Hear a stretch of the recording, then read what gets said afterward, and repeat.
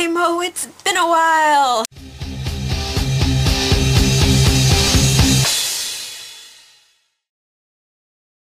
At first I thought it would be my exams getting in the way of my vlogging, but it turns out my spring break was actually pretty eventful as well. Apparently school and vacationing both aren't conducive to vlogging. Sorry guys. So this week we're discussing childhood nerdiness, and you wanted me to talk about my favorite childhood obsession. Now I'm going to keep this short because otherwise we'd pretty much have the same vlog. I was also a huge Pokemon freak. This, Mo, is a baggie full of Pokemon figurines that I have yet to give away. See that right there? Those are the Pokeballs I used to get from going to those trading nights that they used to have. So apparently because of my Pokemon obsession, I used to eat excessive amounts of Burger King. I even went to one of those tournaments that Borders used to host where you get the description of a Pokemon and it's your job to name which Pokemon that is, and you go up in the levels and then there's one winner. Actually did fairly well, but I failed on one simple question that I still remember. The question I got was something along the lines of, which Pokemon is just over 3 feet and uses Stun Spore in battle?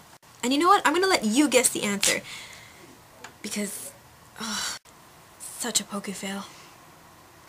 If you get that right off the bat, Mo, I'm going to be so upset with myself. But I think my childhood nerdiness probably started at a much earlier time. I distinctly remember my boy cousin coercing me into watching Star Trek marathons with him in exchange for watching an episode of Barney. I'd like to take this time to apologize to my cousin.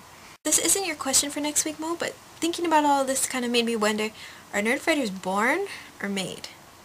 I mean, as much as I love them, neither of my parents are nerdfighters. In fact, when I went over to play D&D at someone's house the other week, yes, Mo, by D&D, I mean I actually went to play Dungeons & Dragons for the first time. But trust me when I say that is a completely different vlog. Anyway, when I told them about it, my dad said, isn't that the kind of stuff that, like, nerds play? I'd just like to clarify that my dad did not say it like that. And my mom placed a comforting hand on his shoulder and replied, honey, she is a nerd. So my nerdiness, whether it be in relation to my discussing Harry Potter, or watching the Vlogbrothers, or my willingness to play Dungeons & Dragons, did not come from the people that, bore me. However, I firmly believe that I have always been this way at heart. So if you want to argue that, God made me a nerdfighter at birth, I could be okay with that. What I think a nerdfighter needs, especially if they're surrounded by non-nerdfighters or worse, Decepticons, is nerd support.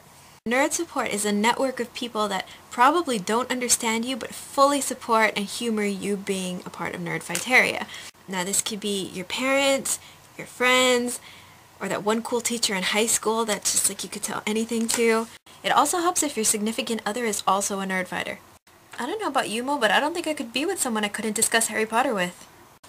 And a little piece of advice, if you're a nerdfighter like with someone, you should support their nerdy habits too. Go ahead, feel free to go to their house and play Dungeons & Dragons for 5 hours. I'm just gonna stop there. But you know what, I want to keep talking about this. So next week's theme, I think, will just be Nerdfightheria in general. Mo, your question will be, at what point in your life did you know that you were undeniably, absolutely a nerdfighter? Till then, I will talk to you later, and everybody else, DFTBA.